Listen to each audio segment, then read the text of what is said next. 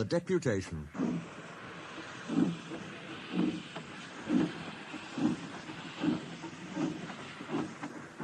He'll send us a war for sure, Donald.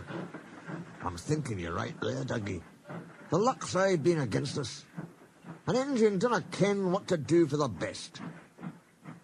Snow came early that year. It was heavier than usual. It stayed, too, and choked the lines. Most engines hate snow. Donald and Douglas were used to it. They knew what to do. Their drivers spoke to the inspector, and they were soon coupled back to back with a van between their tenders. Then, each with a snowplough on their fronts, they set to work. They puffed busily backwards and forwards, patrolling the line. Generally, the snow slipped away easily, but sometimes they found deeper drifts. Then they would charge them again and again, snorting, slipping, puffing, panting, till they had forced their way through. Presently they came to a drift which was larger than most. They charged it, and were backing for another try. There was a feeble whistle. People waved and shouted. "Lost sakes, Donald! It's Gordon. Dinna fash yourself, Gordon. Bide away. We'll have you out."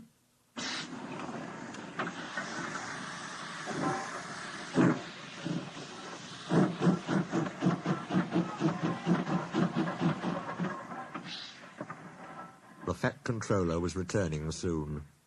The twins were glum. "He'll send us back for sure," they said. "It's a shame," sympathised Percy. "A lot of nonsense about a signal box," grumbled Gordon. "Too many of those, if you ask me." "That brake van, too," put in James. "Good riddance, that's what I say." "They were splendid in the snow," grumbled Gordon. "It isn't fair."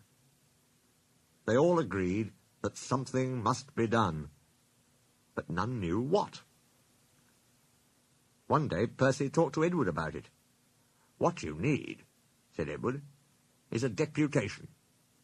He explained what that was. Percy ran back quickly. "Edward says we need a depot station," he told the others. "Of course," said Gordon. "The question is..." "What is a desperation?" "It's when engines tell the fat controller something's wrong and ask him to put it right." "Did you say tell the fat controller?" asked Duck thoughtfully. There was a long silence. "I propose," said Gordon at last, "that Percy be our, disputation." "Hi!" squeaked Percy. "I can't." "Rubbish, Percy. It's easy." "That's settled then," said Gordon. Poor Percy wished it wasn't. "Hello, Percy. It's nice to be back." Percy jumped. Yes, sir, please, sir." "You look nervous, Percy. What's the matter?" "Please, sir, they've made me a desperation, sir, to speak to you, sir. I don't like it, sir." The fat controller pondered. "Do you mean a deputation, Percy?" "Yes, sir, please, sir. It's Donald and Douglas, sir. They say, sir, that if you send them away, sir, they'll be turned into scrap, sir. That'd be dreadful, sir. Please, sir, don't send them away, sir. They're nice engines, sir." "Thank you, Percy. That will do." He walked away. "I had a deputation yesterday," said the fat controller. "I understand your feelings, but I do not approve of interference." He paused impressively. "Donald and Douglas, I hear that your work in the snow was good. What colour paint would you like?" The twins were surprised.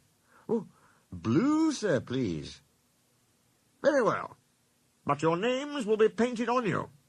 We'll have no more mistakes." "Frankly, sir, does this mean that the both of us..." The fat controller smiled. "It means..." But the rest of his speech was drowned in a delighted chorus of cheers and whistles.